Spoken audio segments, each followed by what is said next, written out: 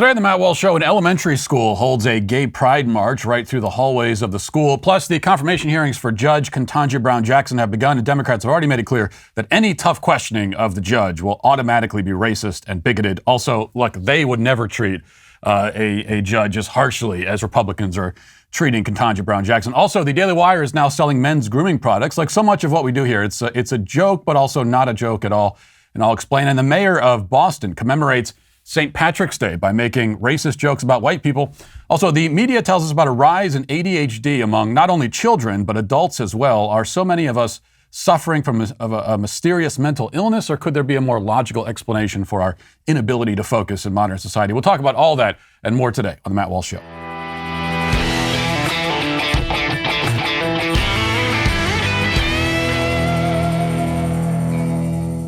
Did you know that if you're currently on a phone plan with one of the major carriers, you're helping these left-leaning companies donate to pro-choice causes and candidates? Common question I get from my listeners is, what can I do to help turn the tides in the culture wars? This is what we talk about all the time on this show. Here's a great first step. Defund the abortionists. Don't let them take your money and use it to further policies that you don't believe in. Switch to Charity Mobile today, and they will send 5% of your monthly plan price to any pro-life charity of your choice. Charity Mobile offers the latest 5G phones with no device or service contracts, plus great nationwide coverage. If this sounds like a hassle, I assure you it isn't. Charity Mobile makes switching your phone from your phone carrier very painless. Their live customer service is exceptional. They will guide you through the process, and you can keep your number and your phone in most cases. Or if you want, you can take advantage of my special offer and get a free cell phone with free activation. If you want to take advantage of all this, all you have to do is call 1-877-474-3662 or chat with them online at CharityMobile.com. Mention offer code Walsh to redeem the free cell phone offer. That's CharityMobile.com. Mention offer code Walsh. Join the fight for life and the fight for children by switching to Charity Mobile today. You know, it's a scene that somehow isn't shocking or even mildly surprising anymore. Like so many other things in our culture today, what would have been totally unimaginable just a few years ago is now totally commonplace. Latest example is footage which went viral yesterday of elementary-aged students in a forced gay pride march through the hallways of a school. Now, I say this was a forced march because it's an activity the school came up with. I'm not sure whether the kids were allowed to decline participation or not, but even if they were, when you're a small child in the kind of school that holds gay pride marches in the hallway, even if you're allowed to not participate, you aren't really allowed to not participate. So here's the video, which was proudly posted by an administrator and then quickly removed, not as proudly, but let's watch this.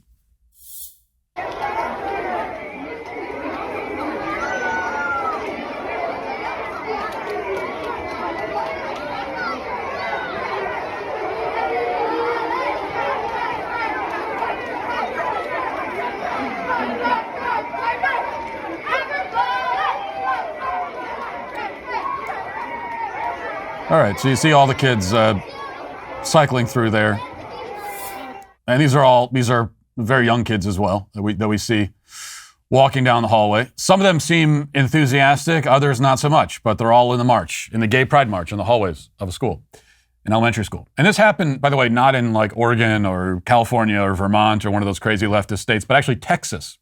Dawes Elementary School in Texas, in fact, is holding a whole week of gay celebration. It's their Pride Week. This week, they call it, and it includes many activities besides the creepy parade you just saw there. Part of the festivities are things that the school calls community circles, in which the children will participate in conversations that, as the instructions make clear, must remain confidential.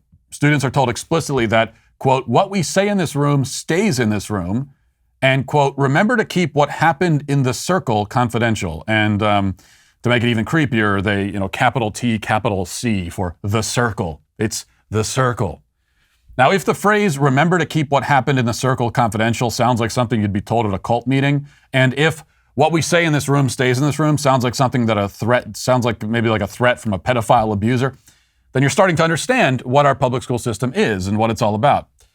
The Washington Examiner did reach out to Dawes Elementary to ask about these secret circles, and this is what they were told. Quote, a spokesperson for the Austin Independent School District told the Washington Examiner the circles were confidential in the sense that makes students feel trusted and respected for their privacy when sharing in the conversations, and that it should not be misconstrued to mean don't tell your parents. Circles are part of social emotional learning and are used for a variety of speaking topics such as test anxiety, world events, internal conflict resolution, social justice, the spokesperson said. And the conversation template allows for a process and gives everyone an optional opportunity to speak. Everyone, not just parents, has access to the materials ahead of time. Every parent has the right to opt out of these activities. Oh, they give you the old opt out. Like, once again, that's like opting out of the Gay Pride March when you're, a 7-year-old at one of these schools. Yeah, you could technically opt out, but there's a lot of social ostracization that comes with that. And also they're making it clear implicitly and probably explicitly that if you're not participating in all this kind of stuff, then you're a bigot. So now what you just heard there would already be a dubious excuse, even if you were predisposed to trust what schools tell you. But if you've been paying attention at all, you do not trust the schools at all. And so the assurances they give about their secret gay pride circle meetings will mean nothing to you at all. And it should mean anything to you because the schools are, just as they appear and so often act, abusive cult indoctrination centers. They are what you might call alternative reality generators. Now, I've said before that the news media are, I would dub them reality curators. So they take little bits of what's happening in the world, they cut out the parts they don't want you to see, and oftentimes they will ban you from talking about those things they don't want you to see, like what happened with the New York Post and Hunter Biden's laptop. And then all the parts they want you to see, they assemble them into the picture that they want to present to you. They operate according to a kind of ideologically driven algorithm. And when you're listening to the news media, that's really what you're getting. That you're getting an algorithm. The actual algorithms on social media are also ideologically driven, of course, in order to skew your perception of the world and reality itself. The schools, though, because they get the kids at such a young age and have them for so long, with hours every day of uninterrupted indoctrination opportunities, they go even deeper. They create an entire alternate reality. And after years of that, you end up with the sorts of college kids that I encounter, many of us have seen, protesting and so on, who seem like, they're from some sort of other dimension, really. They seem like beings from another dimension. They live in a world that has almost no connection to the real world. That's why the left gets away with propaganda campaigns that are so blatantly false as to at first seem almost farcical. For example, yesterday, Kim Mangione, who's a failed politician in California, tweeted a picture of a billboard with the word gay on it. And that's all it says. It just says gay. And she captioned the tweet, "How many of these billboards do you want me to put up in Florida?" And it's just says gay. It's all it says. This is obviously supposed to be in protest of the so-called Don't Say Gay bill. Now, my suggestion is that she put up one billboard for every time the word gay appears in the legislation itself, which of course means she's not going to be putting up any billboards at all because the word is not in the legislation. But the fact that the word doesn't appear in the legislation itself and that the Don't Say Gay bill is a total fabrication of the left doesn't matter. Their strategy is very simple. They don't like the Florida parental rights bill, but they can't argue against it without sounding like a bunch of perverted freaks. So instead, they completely invent a different bill out of thin air and argue against that instead. They get away with it. More than get away with it. In fact, they often win with this exact strategy because they run all the institutions and because they keep society supplied with a never-ending stream of people whose minds and souls exist in a fictional universe, a universe the left creates. Now, the good news, I guess, in a way, is that the people in charge of this indoctrination are very stupid. As the left increasingly prioritizes ideological conformity over anything else, also the quality of what they produce has gone down, and the quality of the people who are in charge of the indoctrination has gone down. This is why most Hollywood movies these days are so terrible. Hollywood, of course, has been liberal for a long time, but it used to hire the most talented people to tell compelling stories. And the stories would often happen to have a liberal bent because that was the worldview of the people telling the stories. Now, they don't hire the most talented people. Their first, second, and third priority is to fill their diversity quotas and make films and shows that advertise their leftist purity. This means that what they make is more intensely ideological than it's ever been, but also that the quality is worse than it's ever been. The bright side of that is that the indoctrination is less effective the more that the indoctrination is the primary goal. Christian movies on the other end of the spectrum have long had this exact same problem. Now, their message is actually good, so that's the key difference, and it's an important difference. But all the films, in the Christian movie industry care about is the message. They don't care about telling good stories or telling them well or having a good script, good acting. It's like they consider all of that to be secondary. And so they are far less effective at getting their message across because the movies are bad. Now, we see something like this in the school too, where many of the people teaching our kids are indoctrinators and groomers, of course, and also extremely stupid. Case in point, 2 middle school counselors in Oregon were mad this week that they couldn't fly their gay pride and BLM flags in school. So they recorded this TikTok video in their counseling office in protest. Watch.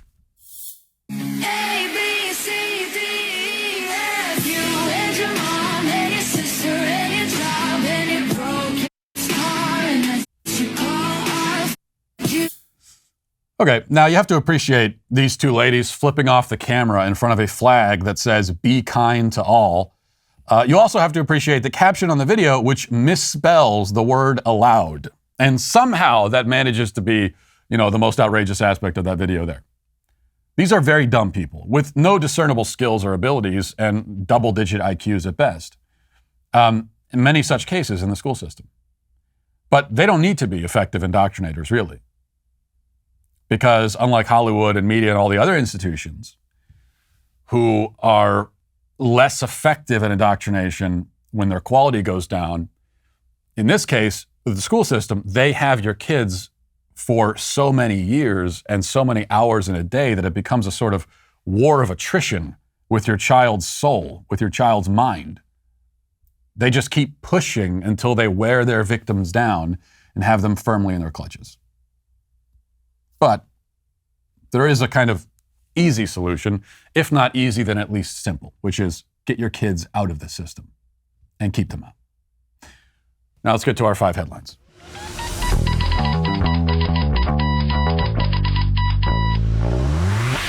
With the ever-increasing numbers of car makes and models, it's now impossible to stock all the parts you need in a traditional chain storefront.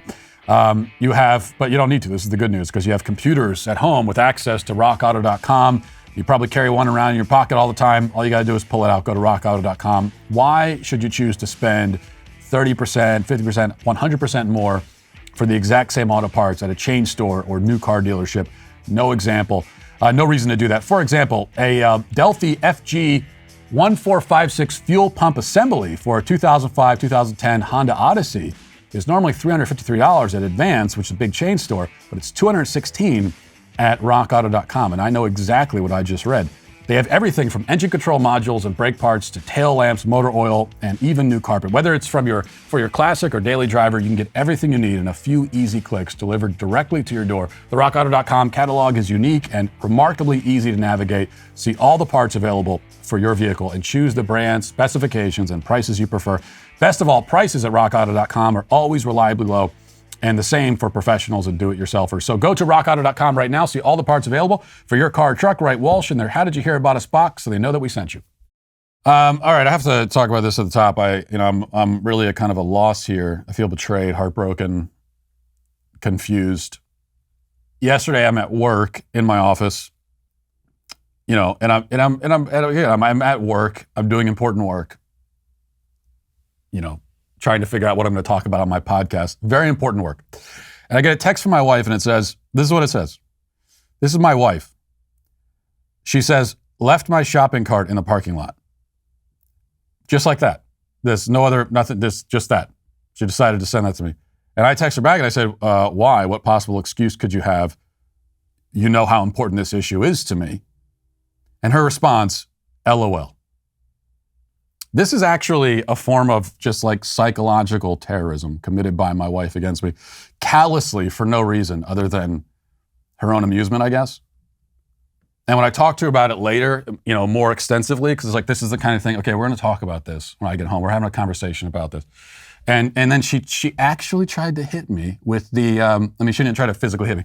She tried to hit me with the excuse that she had our 2-year-old with her, Emma, and the 2-year-old was having a meltdown, and so she wasn't. This is me you're talking to. You don't think I've heard that excuse before? The child's crying, and so you can't walk 20 feet and put the cart away.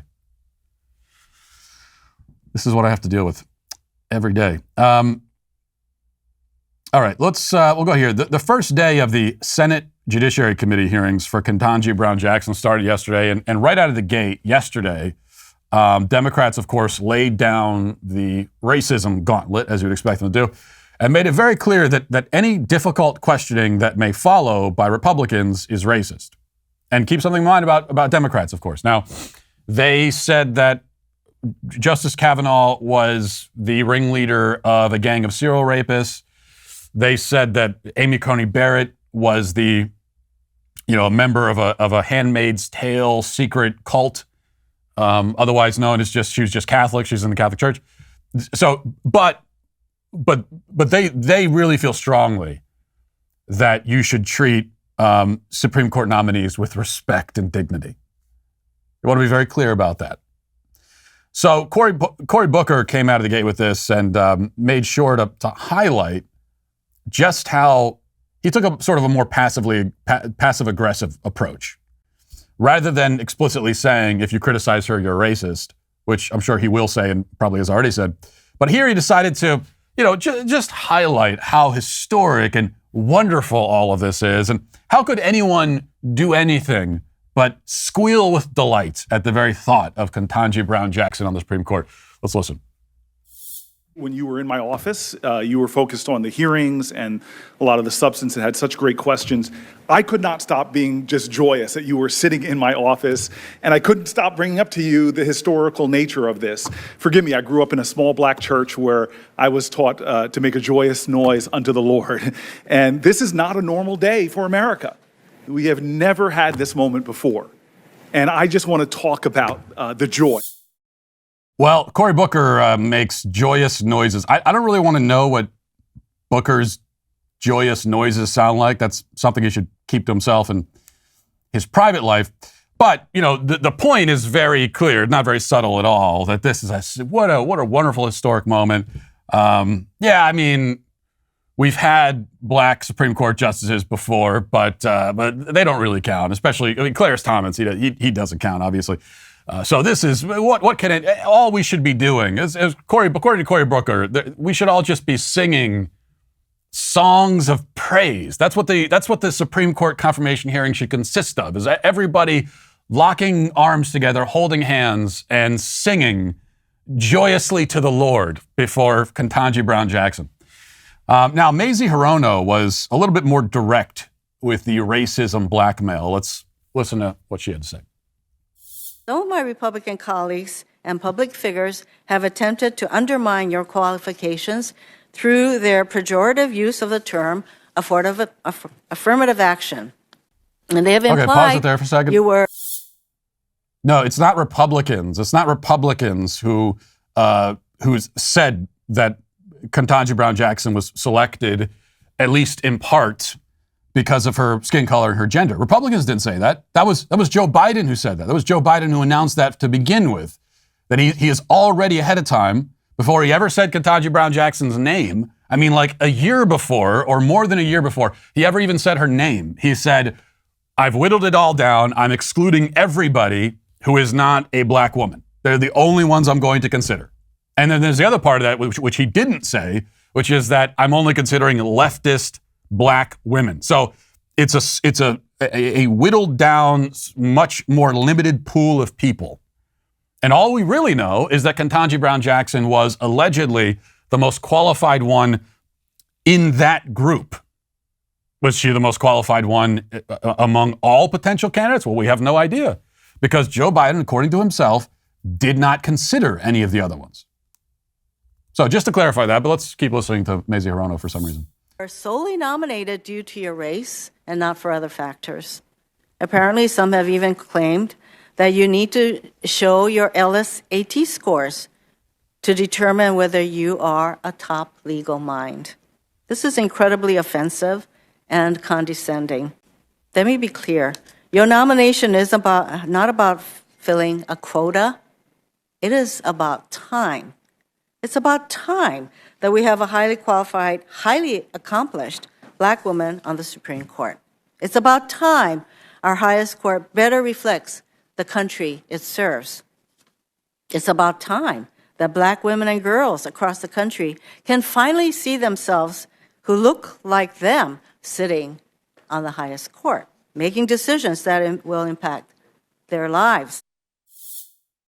So Mazie Hirono, of course, has set it up along with all the other Democrats, and it was all very similar to that.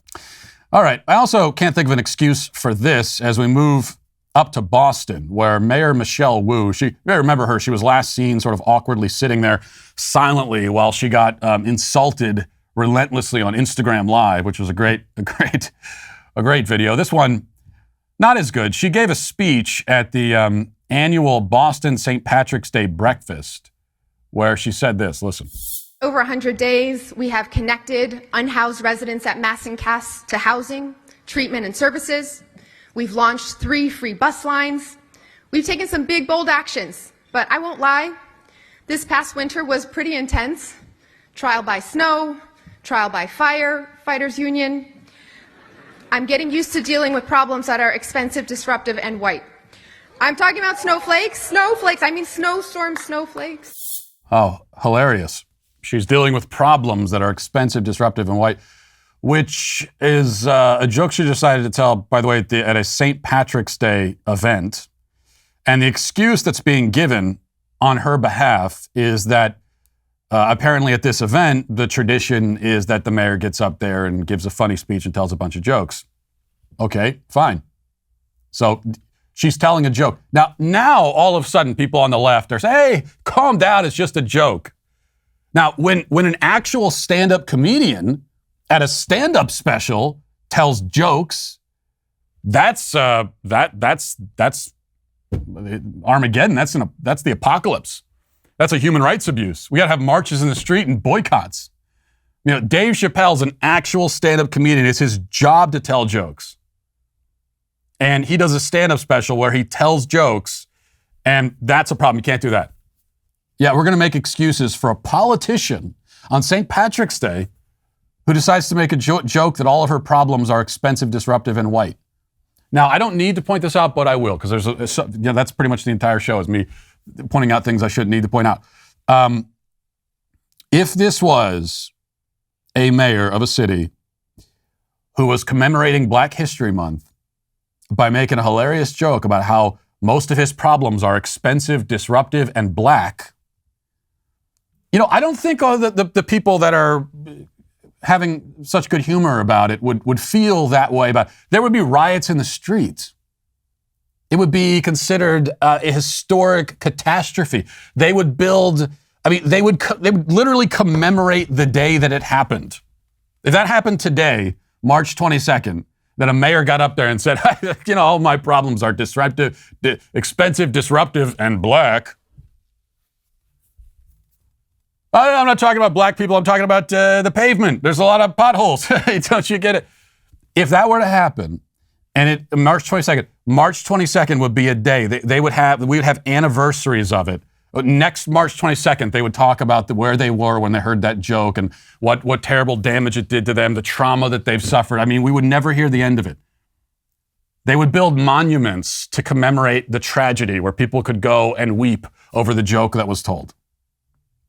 And yet, what we are supposed to get accustomed to, and many of us are accustomed to, is just that, it's different.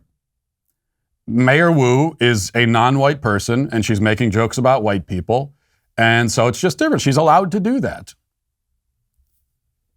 That's what we're supposed to accept that. I don't. I think we should not accept it. Now, as I've said before, we don't want to call this a double standard, really, because it's actually not. There is in fact one standard. The standard is from the left, like we can do things that you can't do. Non-white people can do things that white people cannot do. That's the standard. But it's a twisted, perverse standard. And we should never tire of criticizing of it. And yes, we should react with anger to stuff like this. We should be outraged about it, yeah. Because the only other option is just to move on from it and say, okay, fine, you can do that. Like, I know you're doing something that a white person could never get away with, but all right, you can just do it. Why should we go along with that? That's what it's like as white people, you're just supposed to sort of accept that, okay, well, you can come and spit in my face. All right. I don't like it, but all right. Why should we accept that? No, I'm not going to have you spit in my face, especially it's like St. Patrick's Day, to make it all the worse. So this is your way, rather than talking about how you appreciate Irish culture, you're going to tell us that your problems are all white? You disgusting, drooling, ugly bigot. You racist scumbag. Should be the response to this person. It is because that's exactly what it would be in the reverse, but a lot more harsh. We all know. I mean, they would. I mean, the mayor would be kicked out of office, probably arrested for a hate crime, and I'm not exaggerating.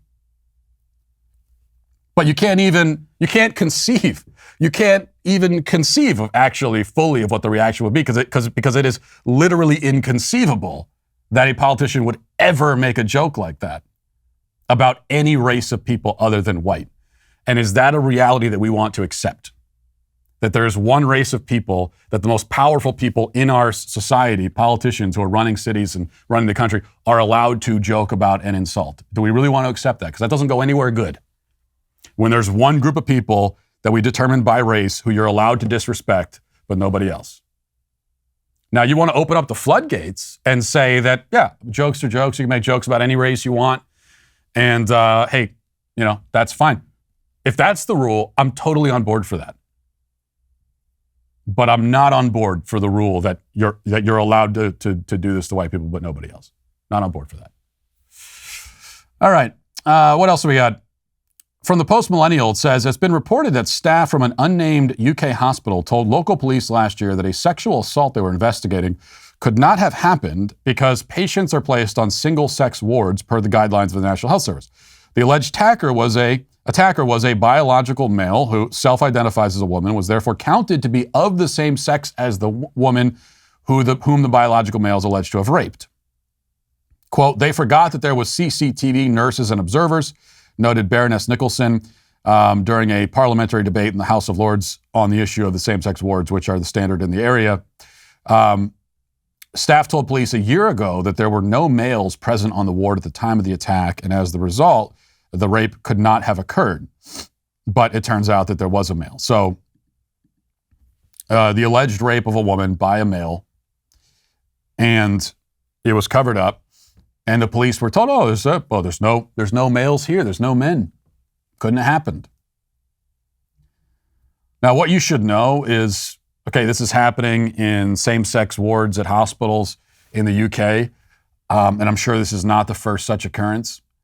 It's also happening. I mean, this is very common in women's prisons. Very common. Quite sure of that. You hear stories. Okay, we have heard of some specific cases of it happening, but this is mostly a silent epidemic because, at least in a hospital, you're not there against your will most of the time, and so women who fall victim are fortunately going to be able to speak out, and are going to be able to call attention to what happened to them and other people at the hospital, which is exactly what happened here. Now, in a women's prison, though, the women are there, they can't leave, and so they have no real way of getting the word out about what happened to them. And they're in an environment where they could face severe consequences for speaking out if the people running the prison don't want them to. So this is a mostly silent epidemic in women's prisons. And the reason I can guarantee that this is happening a lot in women's prisons is because of the cases that we've heard. And the thing is, anytime you hear cases of something like this, if there's a problem of sexual abuse inside an institution, and you hear some of the cases, you already know, you're not going to hear about every case.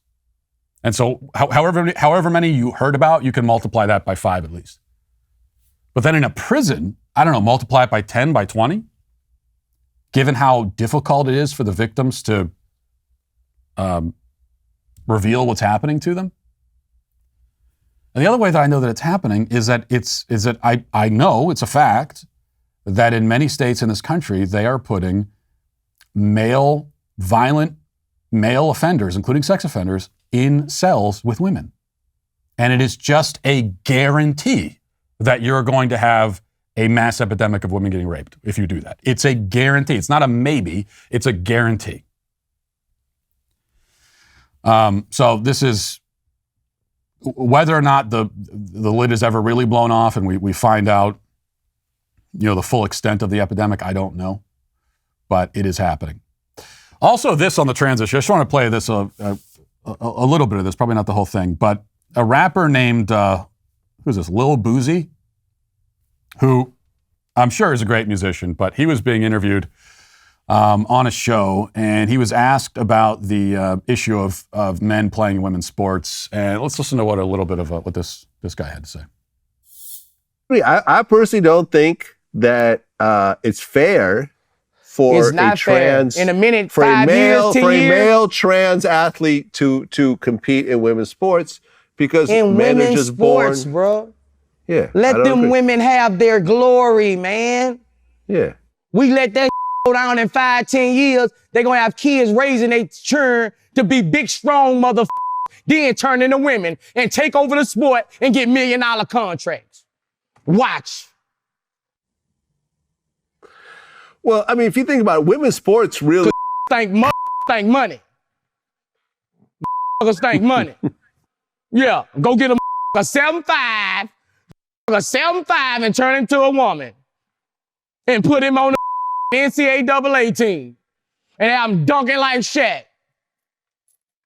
Y'all mean. It's this world. I ain't happy in it, I'm Yeah. just in it. No, I feel I like, ain't man, happy because with it at all. at the end of the day, women's sports in general, I feel, have always had an uphill battle compared to the male sports. Women don't get paid like men. I kind of wish we could play the Women- entire clip because it's great, but I can't really justify it 'cause it's 2.5 minutes long. But you can go online and find it. Look, this Lil Boozy, if I may say, as is the case on so many other issues, I'm sure, but on this, he is making more sense than almost any college professor that's spoken out, people in media, he's making more sense than any of them. When it comes to the issue of the differences between men and women and should men participate in little sports, in women's sports, I would go to Lil Boozy as an authority before I'd go to any like gender studies professor or anything. I mean, in a second, I would go to him because this is just basic common sense, and this is where it gives you a little glimmer of hope, perhaps, that with the women's sports issue in particular, and this is one of the reasons why I have focused on it so much. Even though, as I've said a million times, it's just one battlefield. It's one area, like the actual war is for truth and reality itself. And this is just one battlefield in that fight. But it's an important battlefield because it can be kind of an awakening moment for a lot of people. A lot of people kind of live their lives and they're not aware of what's happening out there. They don't think sort of, they're not thinking much in the abstract about gender ideology and what it could mean. They're just kind of living their lives. And then when this stuff kind of starts manifesting itself in the real world and impacting people's real lives, that's when it becomes an awakening moment for a lot of just regular sort of common sense people. And so was this, Leah Thomas competing against the women in the NCAA Women's Swimming Championship, was this a bridge too far? Is the left getting too greedy? I mean, that we know that they're greedy and they're never satisfied. And they're always trying to surge forward. That's why we call them progressive. They're always progressing, but they progress like a tumor progresses, okay? And we know that they're always doing that, but did they go too far too fast? Because usually they want to lay the groundwork, indoctrinate people. So what we talked about at the beginning, especially in the school system, but the media, I mean, all these institutions, indoctrinating people, getting them ready for the next step in the progression. Did they overshoot the target here? Get the cart in front of the horse, whatever metaphor you want to use. I don't know. I mean, even if they did, it doesn't mean that we can just declare victory. Look at that, we won this battle. But it could have been a misstep, a miscalculation. And it's awakened just normal common sense people to say, well, this doesn't make any sense. All right. Next, I have to, of course, mention this. We today at the Daily Wire unveiled our new product, which we're now getting into the men's grooming game with Jeremy's Razors. Of course, the God King Jeremy Boring with his own razor line. Now, I will say, normally I would say that I'm ethically, philosophically opposed to shaving in general, as is clear from my appearance. But even I will say that these are high quality razors, which we'll get into the backstory of this, but some of that comes out in the ad that we put together for this. High quality razors with an ad that reflects the quality of the razors. Let's play that for you now.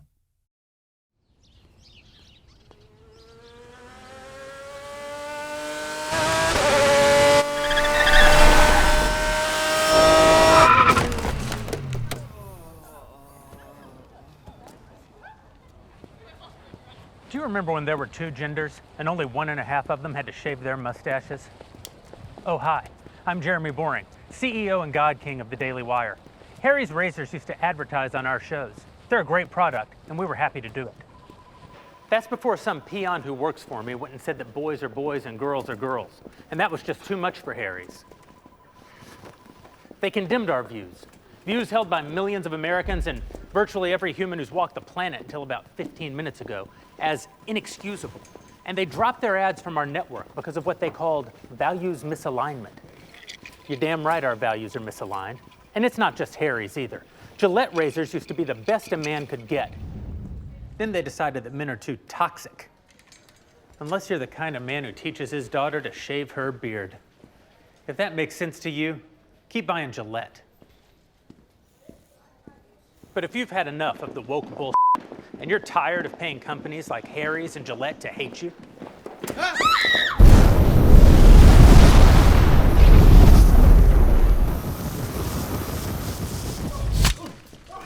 then buy my new razor instead.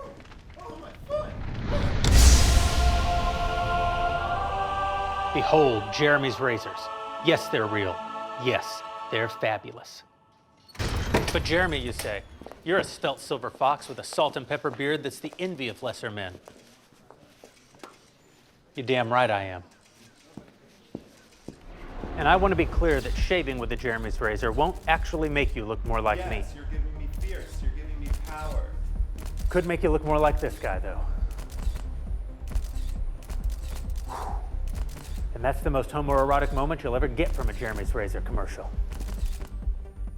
What kind of man shaves with a Jeremy's razor? I don't know. How about cowboys, firefighters, those guys that shot Osama bin Laden? I mean, no, none of those guys have ever even heard of a Jeremy's razor, but imagine how much more manly they'd be if they had.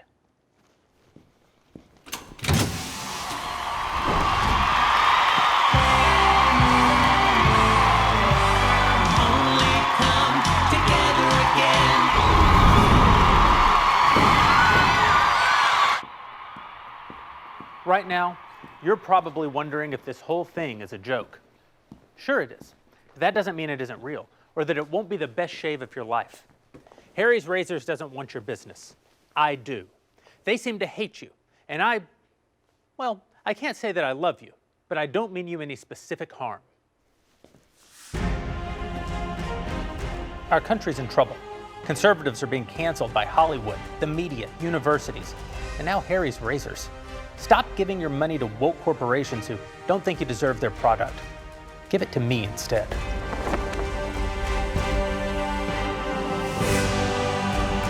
Head over to IHateHarrys.com and pre-order your Founders Series razor and shaving cream set today.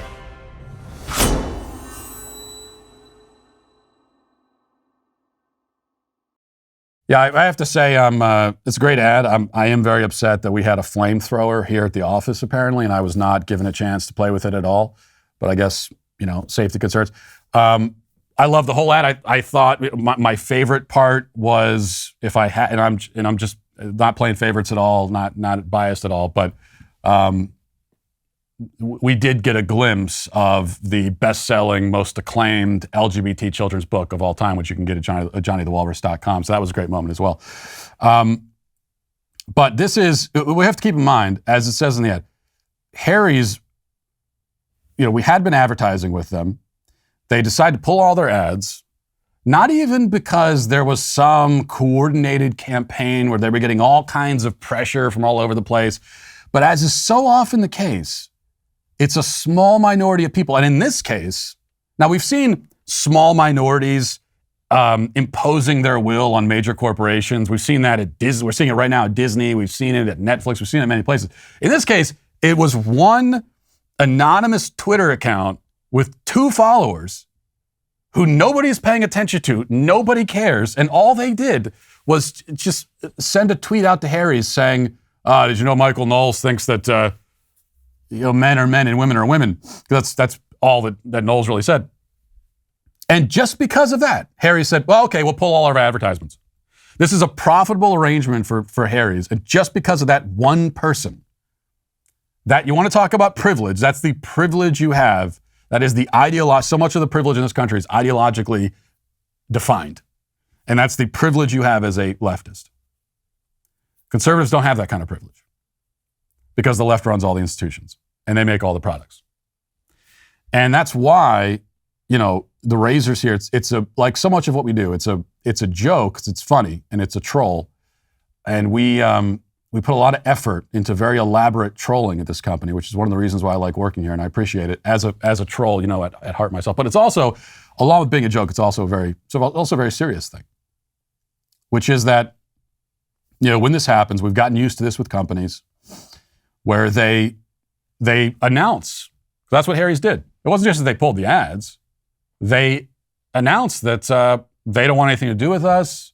We're bigots. We're this and that. We have inexcusable values, which is an attack not just on us, but obviously on all of everybody in the audience.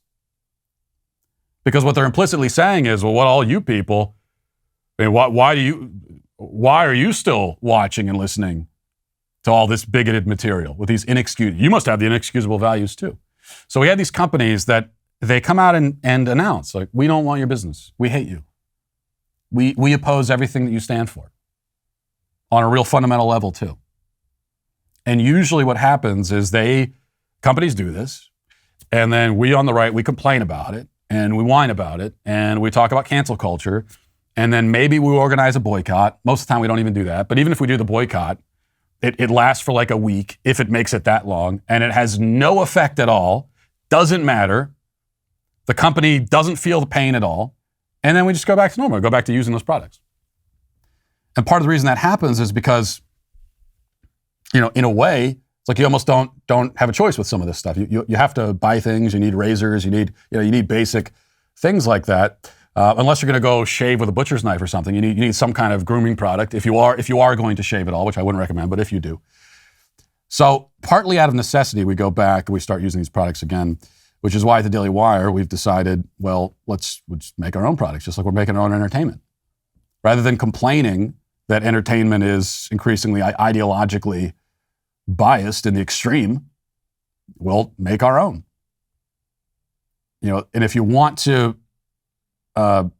make a statement, that's the way that you do it. And if you want to, more than making a statement, actually have a chance at winning the culture war, that's how you do it. We'll just do it ourselves. Make our own products, make our own things. And that's what we're doing. Let's get now to the comment section. Do you know their name? They're the Sweet Baby Gang. Erica says, Matt, I've always wondered why you refer to transgender people by their chosen name and not their given name. I feel like it's confusing to call a man Leah or Caitlin, and I'm just wondering why you respect the chosen names. I personally refer to Bruce Jenner and Will Thomas as such, but I do frequently wonder what the right thing to do in that situation is. Well, The answer is simply because names are arbitrary and you can legally be whatever name you want to be. So it's got nothing to do with respect. A name is not a biological reality. Lots of people have names that I think are dumb, but they're still their name. So if Will Thomas, and I don't know if he did or not, but I don't know that he didn't do it. If Will Thomas legally changes his name to Leah, then that's his name. It doesn't make sense for me to say, oh, no, your name is really Will.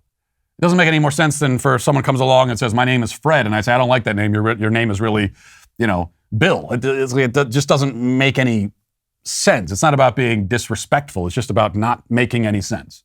Because you can actually have whatever name you want, even if it's a really stupid name. You can still do that.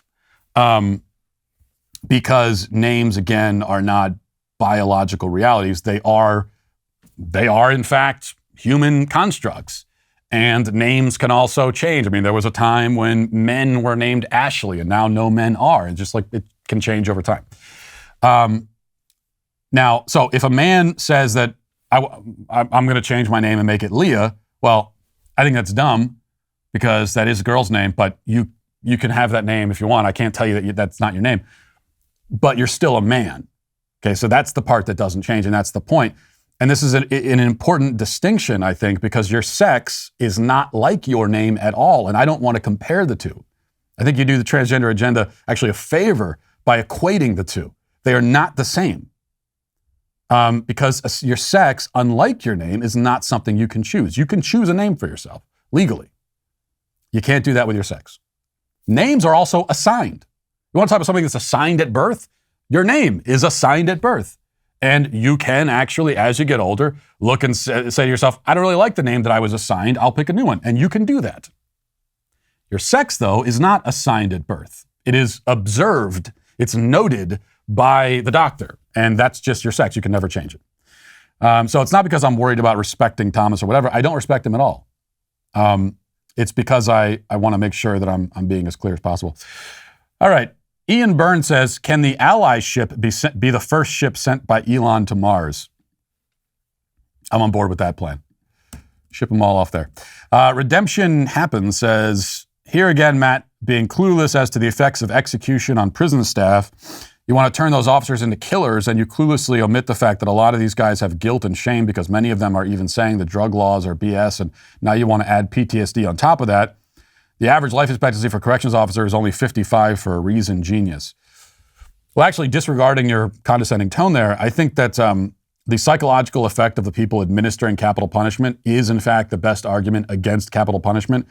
It's not used very often. I mean, usually when people are arguing against capital punishment, they're going with different lines of argument, but I think that this is the most compelling one. And for a long time, I was anti-capital punishment for this very reason. This was the thing that I couldn't quite get over, is that if you're having capital punishment, you are requiring somebody to do this, which is to kill a defenseless person. And the convict, after they've been convicted, I mean, they're not innocent, but they are defenseless. You're not killing them directly in self-defense. They're not threatening to kill you and you kill them. So the question is, as a civilized society, can we ask people to do that? And I've ultimately come down to the answer of yes, we can. I think it's a necessity. This is something that we need in society, and so we need people to do it. Now, we don't force anyone to do it. It's not like we're choosing people at random and saying you're going to be the death chamber executioners. But if you get into this line of work, then this is your job, and it is you're doing something noble. You're doing something that this is justice. You're administering justice. Is there a psychological effect? For sure. A quite significant one. But it's still something that needs to be done. So, although I understand the argument, I don't think it overcomes the need for justice in society and the fact that there are things people can do that are so heinous, so egregious, so outside the bounds of anything that can be considered acceptable human behavior that we have no choice as a society but to inflict upon them the ultimate punishment. And also, by the way, we were talking about firing squad. The firing squad actually addresses some of the problem you're talking about. I mean, if you strap somebody down to a gurney or put them in an electric chair, somebody still needs to flip the switch or administer the needle. With a firing squad, you have multiple people firing, and some of them have blanks, and that way none of them really know exactly who's the one who fired the fatal shot. So I actually think the firing squad is an even better method for this exact reason. Let's see. Lee says, I can't believe I'm still hearing conservatives call for outlawing gay marriage in 2022.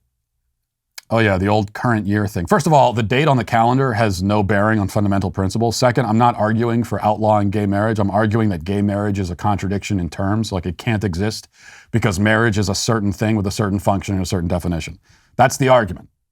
That's been the argument all along in defense of what we now call so-called traditional marriage. But I would say that saying traditional marriage is it's like saying biological sex. Or you're a biological male. You don't need the biological because there's only one kind of male, which is biological male. And there's only one kind of actual marriage, which is what we now call the traditional marriage. Because marriage, again, is a certain thing. It's an institution with a certain purpose and it serves a certain function. And the thing is, the people who came along and said, no, marriage is not that. The activists said, no, marriage is not that. It doesn't serve the fundamental purpose of being the foundation for the nuclear family. It's not that. You're wrong about that. It's what everyone thought throughout all of history, basically, but you're wrong about that. And they said that, but they never supplied a new definition. They never said, okay, well, if marriage isn't that, then what is it? Why do we have it?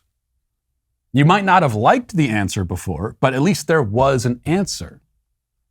Now there's no answer. It's yet another thing that the left comes along and says, takes a word or a foundational concept for human society and says, oh no, we're changing this.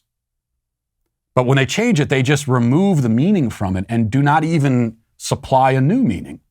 Now it's just nothing. Marriage is like nothing now. And finally it says, Matt, I can't understand why you would oppose surrogacy for everyone, so people who can't have kids are just out of luck. Well, I explain why. First of all, if a man and woman are married and can't have kids, there's always adoption.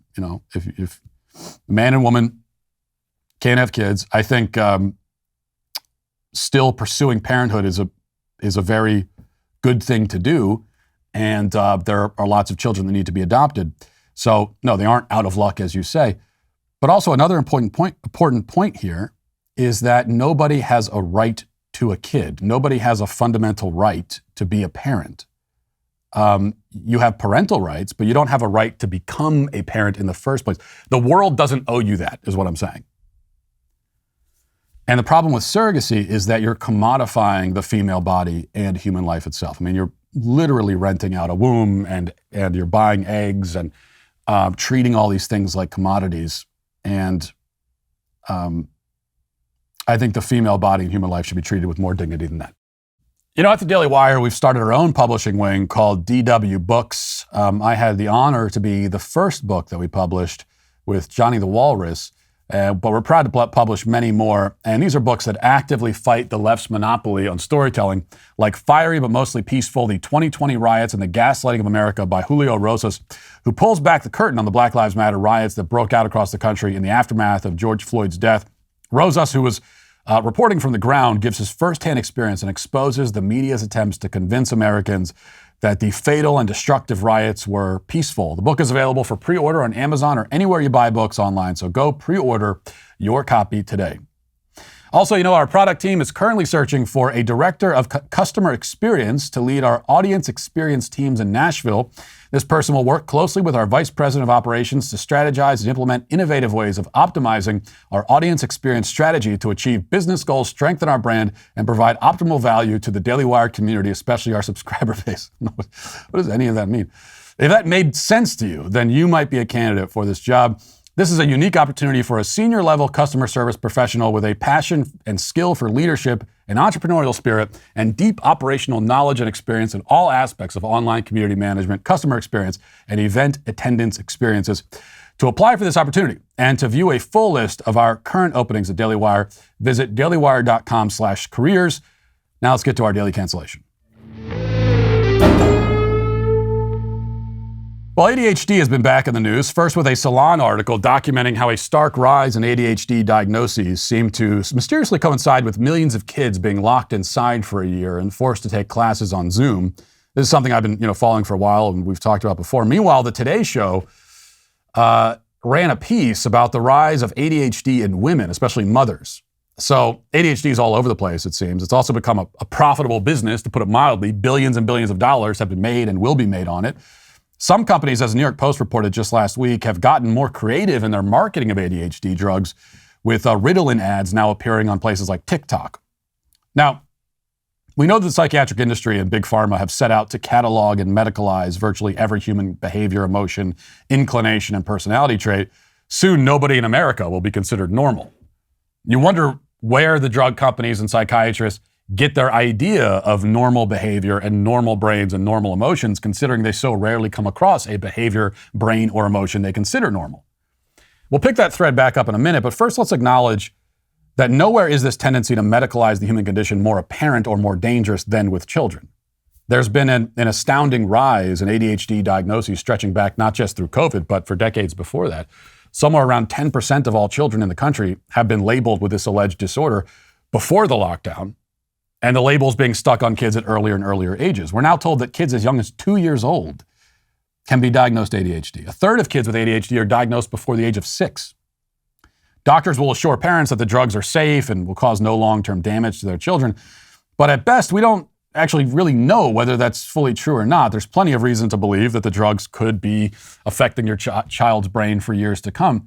And on what basis have we taken this incredible step as a society to drug into oblivion what used to be considered common childhood characteristics? After all, any experienced parent will recognize the list of ADHD symptoms as the most normal characteristics in the world.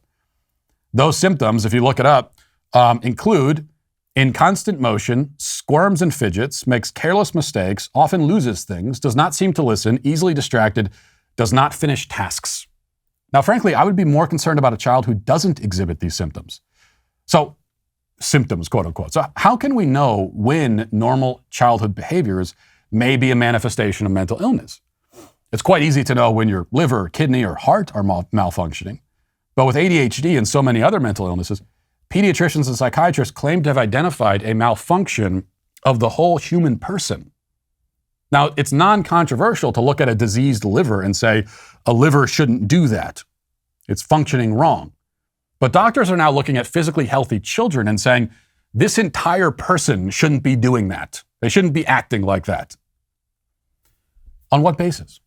Well, the Mayo Clinic explains, it says, in general, a child shouldn't receive a diagnosis of attention deficit disorder unless the core symptoms of ADHD start early in life before the age of 12 and create significant problems at home and at school on an ongoing basis.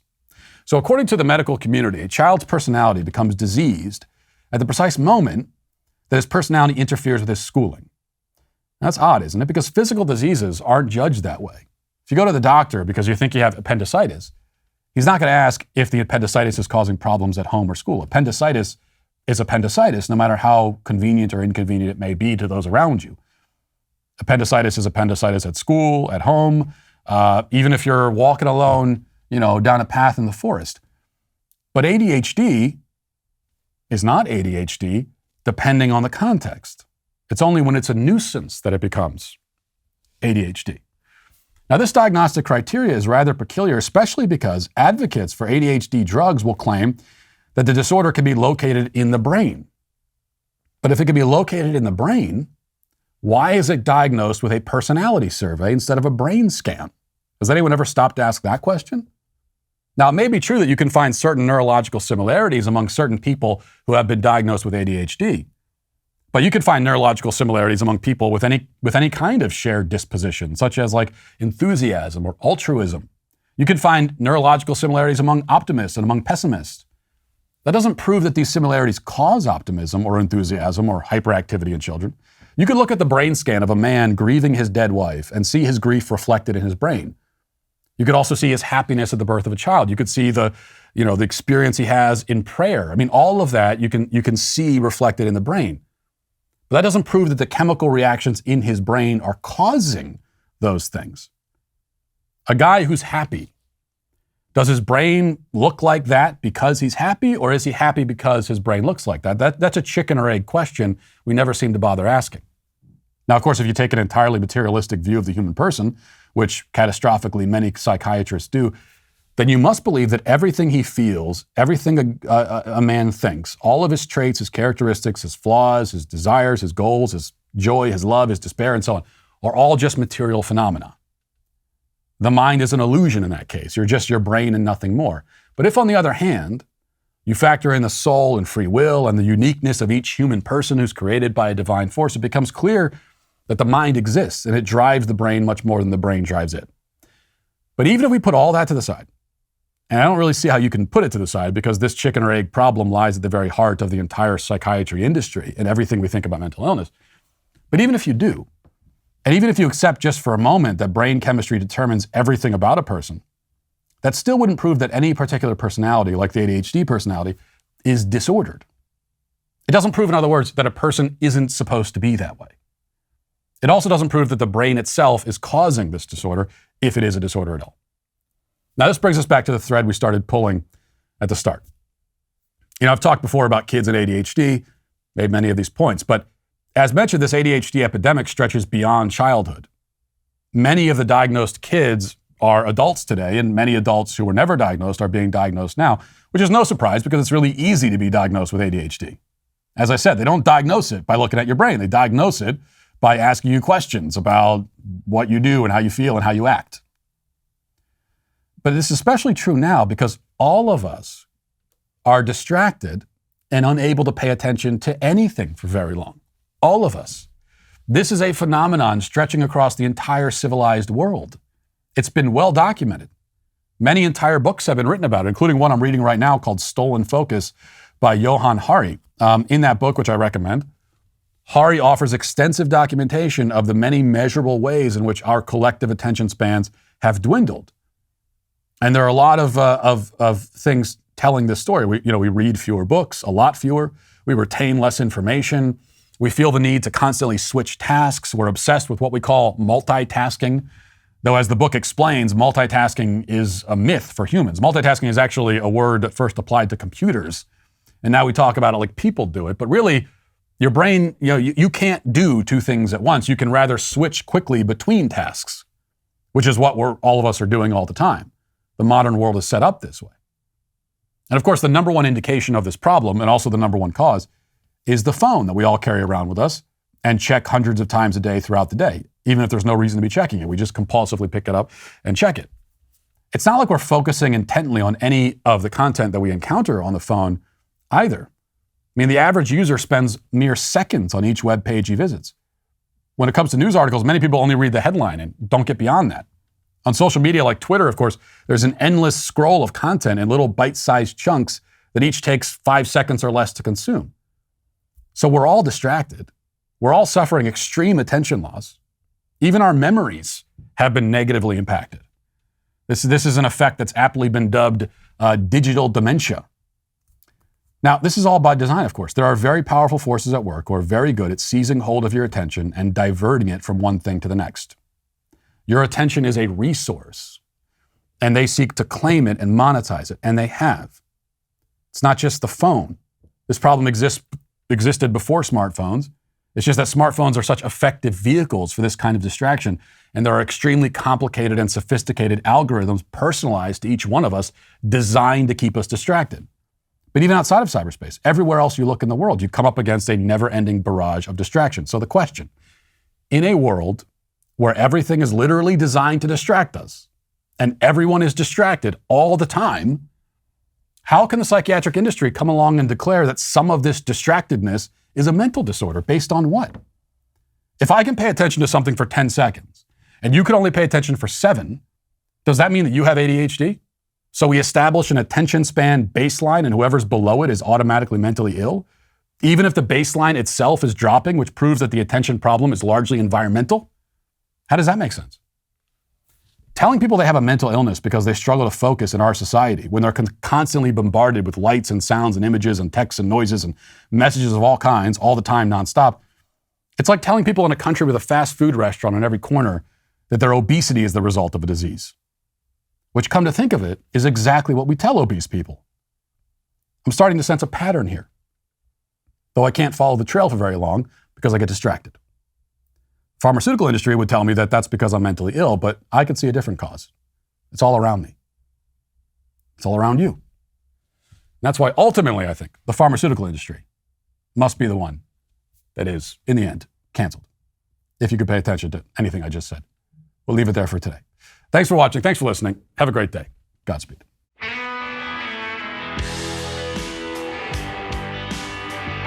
The Matt Walsh Show is produced by Sean Hampton, executive producer Jeremy Boring. Our supervising producer is Mathis Glover, production manager Pavel Vodowski. Our associate producer is McKenna Waters. The show is edited by Robbie Dantzler. Our audio is mixed by Mike Coromina, and hair and makeup is done by Cherokee Hart. The Matt Walsh Show is a Daily Wire production, copyright Daily Wire 2022. Josh Hawley exposes Supreme Court nominee Ketanji Jackson's radical record at her confirmation hearings. Kamala Harris babbles about the passage of time. And a January 6th protester faces 20 years in prison for trespassing after cops let him into the Capitol. Check it out on The Michael Knowles Show.